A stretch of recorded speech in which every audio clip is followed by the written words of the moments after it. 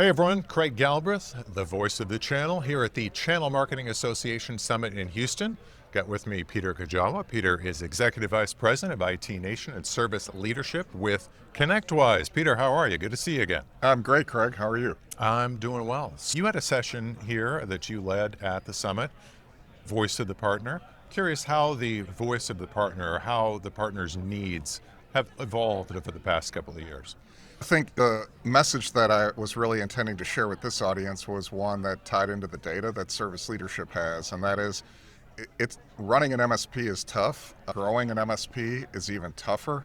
It's expensive adding new customers, and there's a methodology that they need help with. And so there's a tremendous opportunity for channel partners to embrace that and really step up and understand what drives success with MSPs. And so whether you're working with VARs who are trying to get more into managed services, typically not very successfully these days, our data says, or whether you're working with MSPs and you're trying to really understand how to better embrace the MSP opportunity as a channel partner, there's some best practices. And so my goal was to share those best practices and the data behind it, and hopefully it'll lead to some action.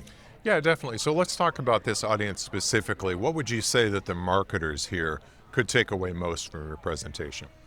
A couple of key points. Number one is it's not enough just to have a great product. You have to be able to show the MSP how that product is going to impact their business in several key ways. Probably the most important is a smart MSP, meaning an MSP that really understands their financial levers. They're going to understand that any additional products I take on are going to negatively impact my cost of goods sold. So I, right out of the gate, am up against this barrier that I need to overcome as a channel partner. I need to be able to show what is it about this product that's going to help me to sell more? Is it going to make me more efficient and positively impact my labor costs, which is a bigger input on cost of goods sold? Is it going to improve the risk profile of the MSP? What is it about my product? It can't just be that it's a great product. The expo halls are full of great products. When you go to every event, you've got to be able to go that extra step and show them what you're going to do to really help move the needle on some of those key areas. And what are MSPs investing in right now as opposed to maybe a couple of years ago? The obvious one is AI and automation. And AI, it tends to get all lumped together, but really it's important to bifurcate.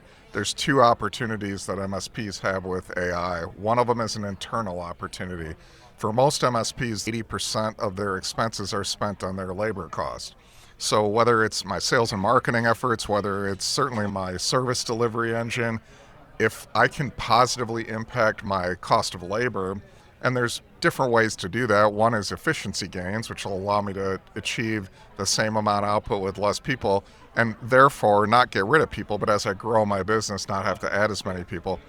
And then the second impact is, can I sell more? Can I do additional things that I might not have been able to do as an MSP? So that's the internal part. The external part is, what's my deliverable going to look like to my customers? So right now we're seeing a lot of AI showing up in project revenue. MSPs and VARs are doing a lot of project-based work for their clients on automation and AI. But we think there's a pretty solid managed service offering enhancement as well that you'll see over the next year to 2 years as the industry evolves into its next curve jump that we refer to. Absolutely. Just a personal note, you come to an event like this, what do you hope to get out of it? For me, it's all about the networking. I like to network, learn, and in the process of that, really understand what's on the mind of the channel and where's the channel looking at going, what challenges are channel partners having today? And that's especially the case with certainly the data that we provide. I want to make sure that continues to be relevant to the industry, but also IT Nation. We believe our events are the preeminent MSP events in the industry.